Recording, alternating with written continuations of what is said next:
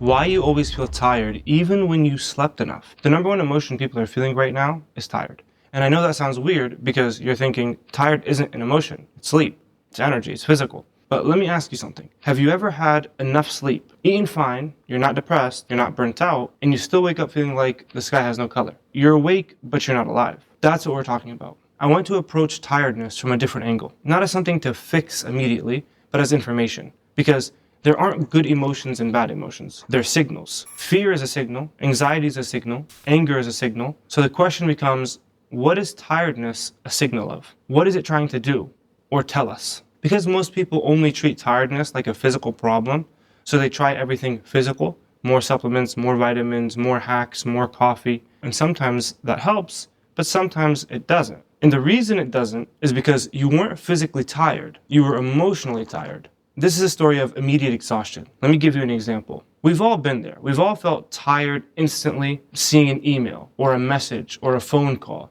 someone asking for something, and right away you just shut down because you didn't want to face that obligation. The reason we feel that way is because that tiredness is tied to other things.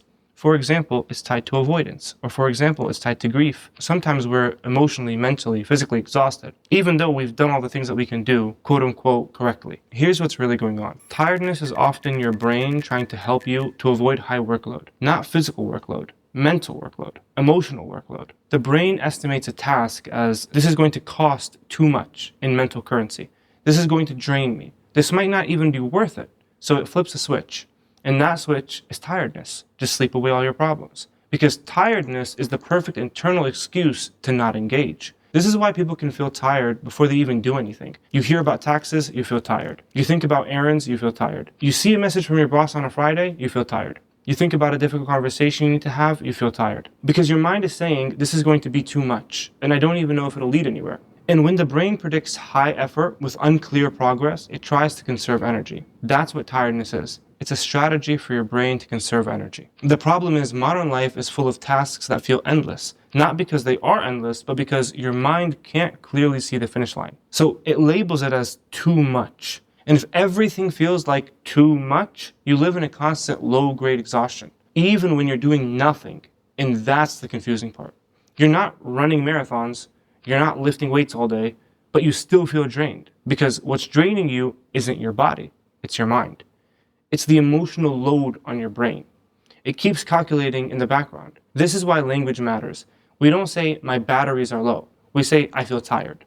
It's a feeling. So next time you feel tired, try this. Pause and ask yourself, what is my body telling me not to do? What am I avoiding? And then ask, why does this feel like a waste of energy to me? Because the tiredness often shows you where you feel trapped, pressured, guilty, or emotionally over-responsible. Now here's the question that unlocks it. If I do this thing that I'm avoiding, how will I feel afterward? And your mind will usually give you one of two answers. Either I'll actually feel good, I'll feel proud, I'll feel relief, or I still feel terrible and nothing will change. If your mind is convinced you'll feel worse even after progress, that's the real problem.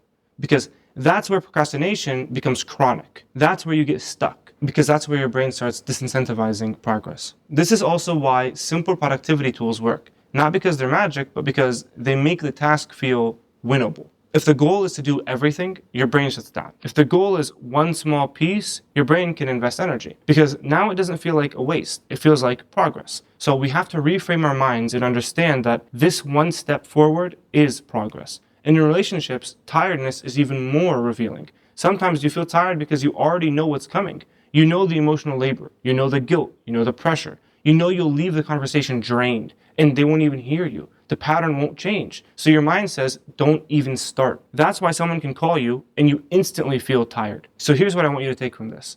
Tiredness isn't always sleep. Sometimes tiredness is your mind telling you, this feels too big, this feels pointless, or this feels emotionally expensive. This feels like I'll lose even if I try.